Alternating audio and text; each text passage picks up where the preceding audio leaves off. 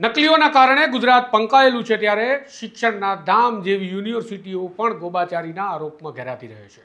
Saurashtra university વિરુદ્ધ એવા આરોપ ભૂતકાળમાં લાગી ચૂક્યા છે કે માધ્યમો ક્યારેક એવું કહી દે છે કે સૌરાષ્ટ્ર યુનિવર્સિટી વિવાદનો પર્યાય બની ગઈ છે.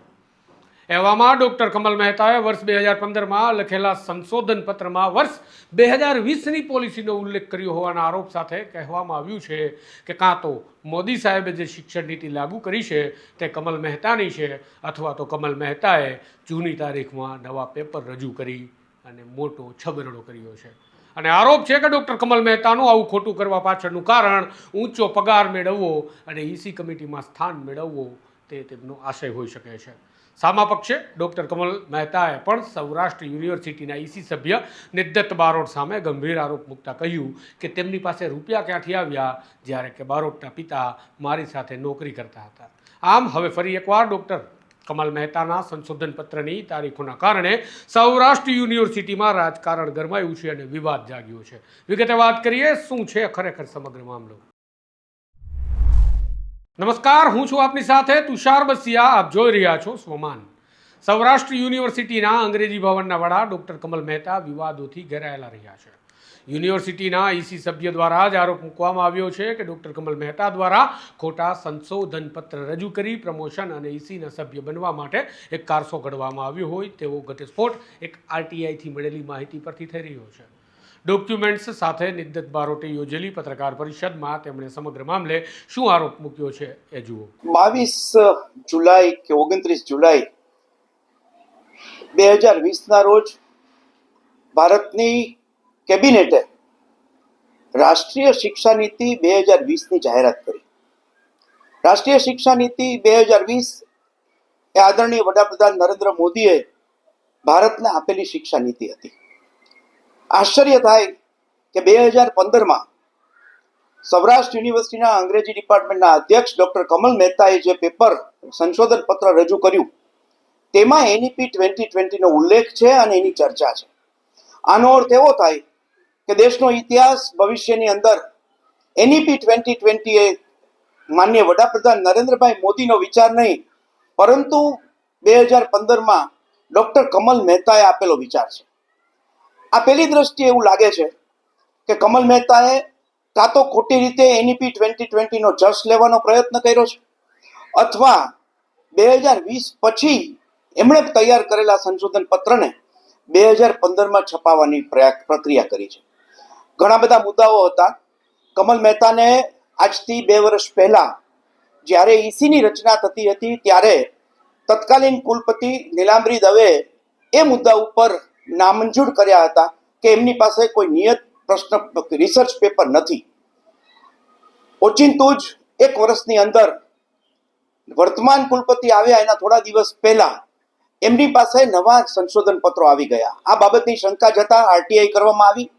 બધી જ વિગતો ચકાસતા એવી ખબર પડી કે 2014થી 24 દરમિયાન એમણે 10 સંશોધન પત્રો એવા મૂક્યા છે કે જે રાજકોટ સ્થિત એક જર્નલ વિદ્યાયના જર્નલ એમાં અપલોડ કરવામાં આવ્યા હતા.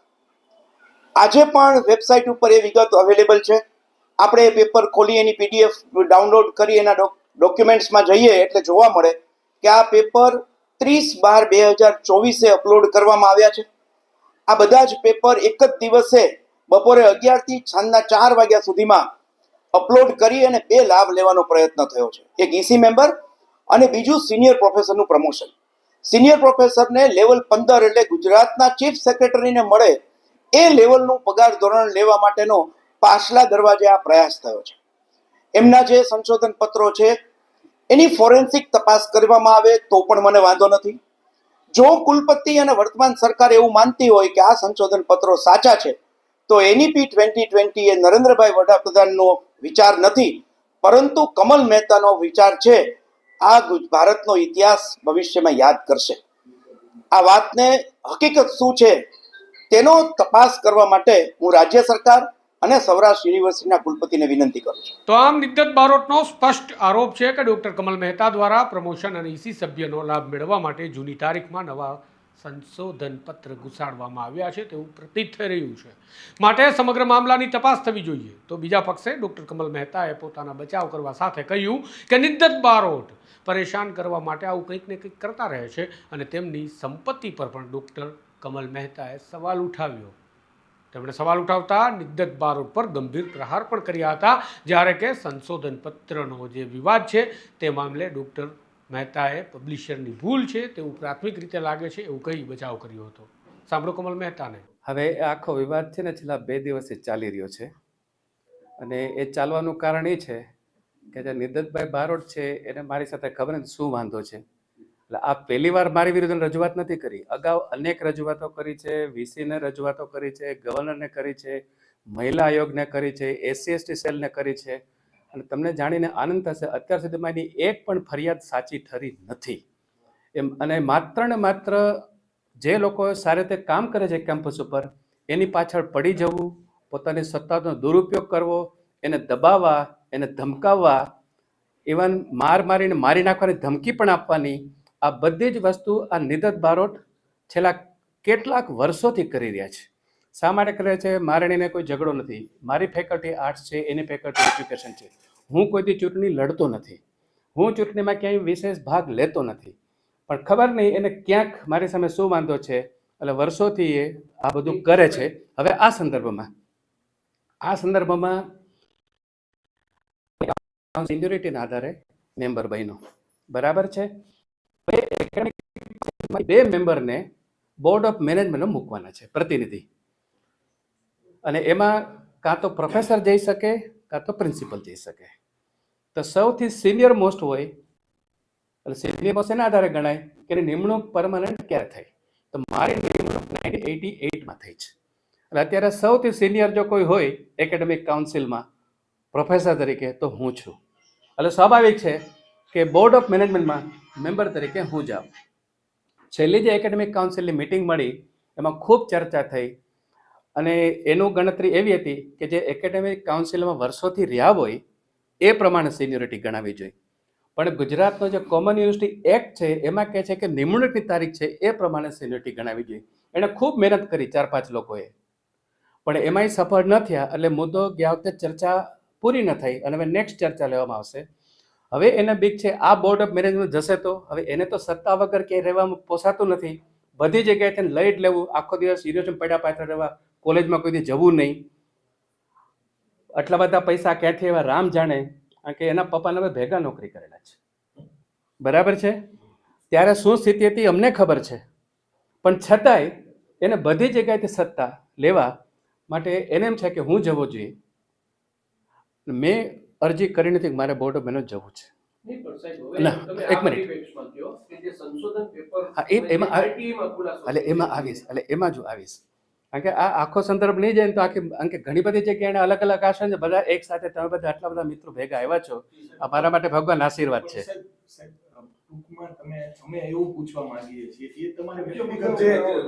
વ્યક્તિગત એકેડેમિક કાઉન્સિલ વાળું હા 2020ની જે સરકારની જે નીતિ છે એ તમે 2015માં કઈ રીતે અપલોડ કરી આ અમારો છે અને એમાં તમે જવાબ આપો શોર્ટ એન્ડ સ્વીટ. એ પણ આપો, પણ સાથે તો પછી લેશો પણ લેજો ખરો, એટલા માટે કે સમાજને સારા કામ કરનારા લોકોની વાત લોકો જવી જોઈએ.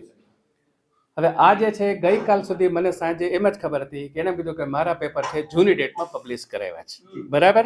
હવે ખરેખર જૂની ડેટમાં પબ્લિશ કરવાનું કારણ એટલા માટે નથી કે સિનિયર પ્રોફેસરશિપ માટે અરજી કરવાની હોય તો એમાં તમે જે ટેન્યુઅર દરમિયાન તમારું પ્રમોશન થવાનું હોય.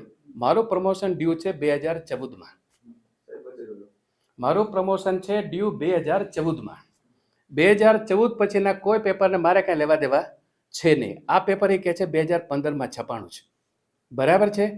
એ 2015માં છપાણું છે. આ તો એની રિક્વાયરમેન્ટ હોય અરજીમાં કે છેલ્લા 10 પેપર તમે મૂકો એટલે માટે મૂક્યું હોય. પણ મારું મૂલ્યાંકન તો કમિટી કરશે. એ કમિટી મારા 2004થી જ્યારે પ્રોફેસર બન્યો ત્યારથી 2014 10 વર્ષગાળા દરમિયાન મારા કેટલા પબ્લિકેશન છે?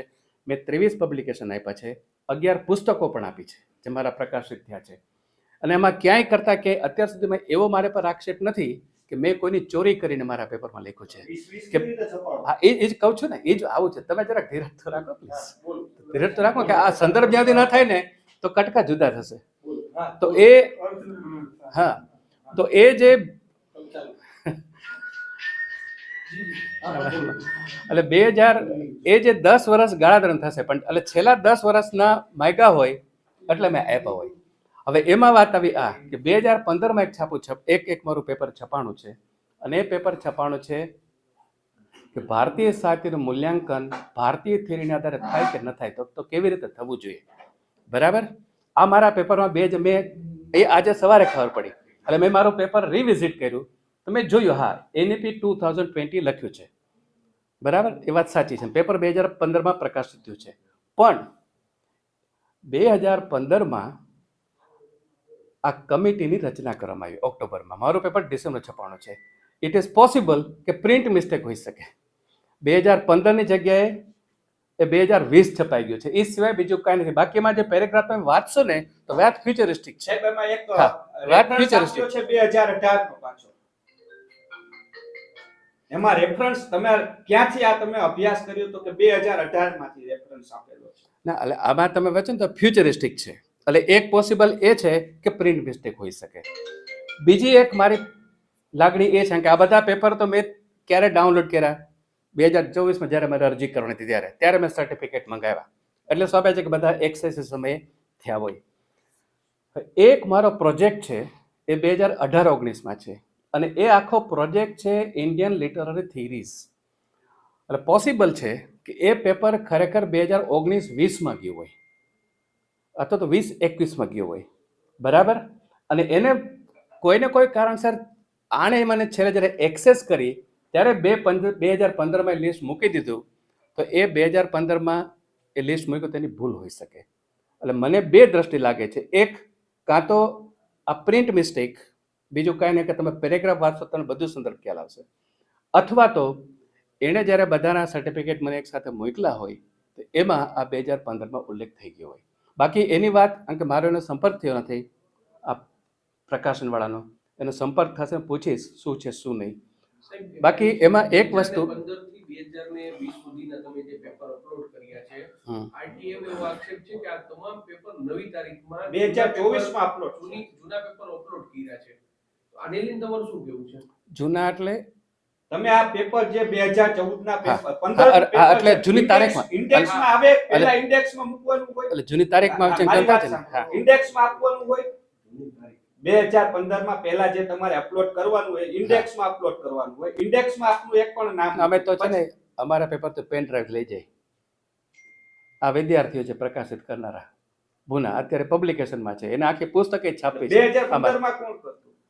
નહીં નહીં, એટલે હું ઈ જ કહું આજે મેગેઝિન છે, આ મેગેઝિન જેમાં છપાણું છે જર્નલ, આ જર્નલના વ્યક્તિ જે તે વ્યક્તિઓ આવીને અમારી પાસે લઈ ગયા હોય પેપર. એટલે એમાં ઇન્ડેક્સ અમે ટેકનોલોજી મને પોતાની જાતે ખબર તમને પડે. તમને કઈક પાસવર્ડ ને બધું આપે છે? ના ના ના, કોઈ નહીં. પાસવર્ડ કે તમને જે લાયસન્સ કે કઈક આપ્યા હોય કે આમાં તમે અપલોડ કરો એવું કઈ? એ બધા પબ્લિશર પાસે હોય, અમારી પાસે ન હોય. અમારી પાસે અમે તો પેપર આપીએ એટલે અમને પ્રિન્ટ આપી દે. બરાબર. આવું હા. સાદી ભાષામાં હા, કહીએ તો હા. એમનો જે આક્ષેપ છે હા કે શિક્ષણ નીતિ આવી 2020 હા, તમારું જે સંશોધન છે 2015 બરોબર ને? બરાબર. એટલે તમારું સંશોધન છે કે વડાપ્રધાને કીધું ઈ સાચું? એટલે ના, ના. કેવું છે, એની પહેલા કઈ રીતે એટલે મારો કોઈ ઈચ્છા કહેવાનો મતલબ ખાલી હા, ટૂંકમાં મને સમજાઈ આમાં છે ને ગયું. બહુ લાંબુ આવે. એટલે જ મેં બે વસ્તુ કીધી. 1.5 મિનિટમાં સર કહી દો. એટલે જ મેં બે વસ્તુ અમે ઈ કીધી બાઈટ હલાવશું, કે કહી એક પોસિબલ એ છે કે 2015 ને બદલે 2020 લખાઈ ગયું હોય. જી. બરાબર છે, કારણ કે ઓક્ટોબરમાં આ કમિટીની રચના થઈ એનપી, અને ત્યાર પેલા 2 વર્ષથી ચર્ચાઓ ચાલતી હતી કે એનપીમાં શું હોવું જોઈએ શું નહીં. બધાએ ભાગ લીધો, અમે લોકોએ પણ ભાગ લીધેલા છે. બરાબર. એટલે એક તો એ કાં તો હોઈ શકે, બીજું ઓ હોઈ શકે કે મેં જે પ્રોજેક્ટ કર્યો છે major research project, A application of literary theories કર્યો છે, એ મેં 2019 પૂરો કર્યો છે. એટલે 2019 પછી મારા પ્રોજેક્ટના ભાગરૂપે મેં કદાચ આ એક પેપર લખ્યું હોય તો મોકલું હોય મેં ખરેખર ત્યારે, પણ એ પ્રકાશન કરનારે ભૂલથી 2015 લખીને. એટલે આ બેમાં શું છે? પ્રકાશનની એ ભૂલ છે, હું એવું માનું છું. કારણ કે મારે ખોટું એટલા માટે કરવાની જરૂર નથી કે પ્રકાશનો માટે મારે જૂની એટલું નથી માંગતા કે 2016 એવું નથી. RTA માં એ નથી. એટલે ખબર પડી ને કે પ્રકાશનની ભૂલ છે, નકર તો આયલું જ ને. પણ એને કંઈ ફરક નથી પડતો. તમારા કયા વર્ષના પેપર હોવા જોઈએ એની સાથે કંઈ લેવા દેવા છે નહીં. તમારા છેલ્લા 10 વર્ષના પેપર તે લખ્યા હોય. તમારી વાત કહેવાય છે કે હે? જૂના તમે કઈ લખ્યું નહોતું ને પછી આ પ્રમોશન આવ્યું એટલે તમે પેપર રજૂ કરી દીધા. આવો નિતેશભાઈનો આક્ષેપ છે. એટલે એ આક્ષેપ તદ્દન ખોટો એટલા માટે છે કે મારું પ્રમોશન 2014માં થાય છે. બરાબર છે, 2014 મારું પ્રમોશન થાય છે. આ તો પ્રમોશનના ઇન્ટરવ્યુ થયા નથી એટલે. અને મારું તમે પ્રકાશન જોઈ લો, મારે 2014 પહેલા 10 પેપર છે. મારા પેપરની જરૂર જ નથી. એટલે એ ખરેખર એને ખબર છે કે આમાં પ્રમોશનમાં ક્યાંય કરતા ક્યાં મને નડી શકવાનું નથી. સાહેબ, અંતિમ ખરેખર સવાલ, એનું તમને ખબર હતી આ જે ટેકનિકલ એરરની તમે વાત કરો છો, એ મેં આજે જોઈ.